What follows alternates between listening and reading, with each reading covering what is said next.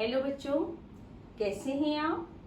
आशा करती हूँ आप घर में स्वस्थ होंगे और अपनी पढ़ाई पर पूरा ध्यान दे रहे होंगे। बच्चों, हम आपको पाठ 4 सामने सपनों की याद ये पढ़ा रहे हैं, जिसके लेखक जाबिर हुसैन हैं। इस पाठ के 1, 2, 3 1, 2, 3 ये क्वेश्चन मैंने आपको पिछली वीडियो में करवाए हैं।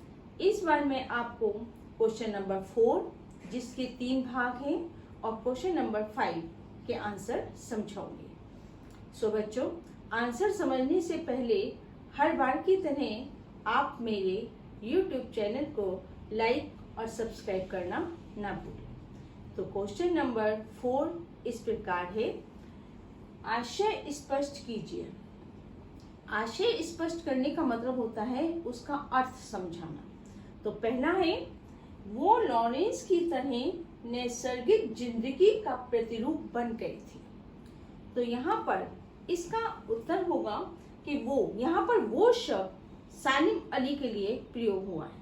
तो वो लॉरेंस की तरह नैसर्गिक जिंदगी का, जिस प्रकार D.H. लॉरेंस प्रकृति प्रेमी थे, उसी प्रकार सालिम अली भी प्रकृति प्रेमी थे।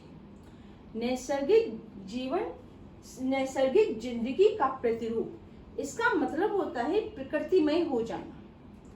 तो जिस प्रकार D.H. लॉरेंस प्रकृतिमय हो गए थे, उनका जीवन प्रकृति को समर्पित हो गया था, उसी प्रकार सालिम अली का जीवन भी प्रकृतिमय हो गया था। इसलिए उन्हें लॉरेंस की तरह नैसर्गिक जिंदगी का प्रतिरूप कहा गया है।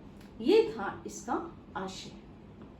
इसका खाब है, कोई अपने जिस्म की हरारत और दिल की धड़कन देकर भी उसे लौटाना चाहे तो वह पक्षी अपने सपनों के गीत दोबारा कैसे गा सकेगा। इसका आशय है कि जो व्यक्ति इस दुनिया को छोड़कर चला जाता है, वो दोबारा लौटकर नहीं आता। आप लाख प्रयत्न करें उसे जगाने का, वो नहीं उठेगा। ना उसके शरीर में कोई हरकत होगी और ना वह बोल सकेगा। तो ये था इसका आशय कि जो व्यक्ति चला गया वो दोबारा नहीं आएगा, चाहे और ना वह बोलेगा, ना उसके कोई शरीर में हरकत होगी। ये था आपका ये खा का आशय, खा पाठ का आशय। अगला है, सालिम अली प्रकृति की दुनिया में एक टापू बनने की बजाय अथाह सागर बनकर उभरे थे। टापू होता है एक छोटा टुकड़ा, भूमि का, पृथ्वी का, धरती का मतलब जमीन का एक टुकड़ा जिसके चारों ओर पानी होता है, और सागर जो दूर दूर तक पानी दिखाई देता है। तो सालिम अली जो थे, एक टापू बनने की बजाय जो है सागर बनकर उभरे थे। प्रकृति प्रेमी थे।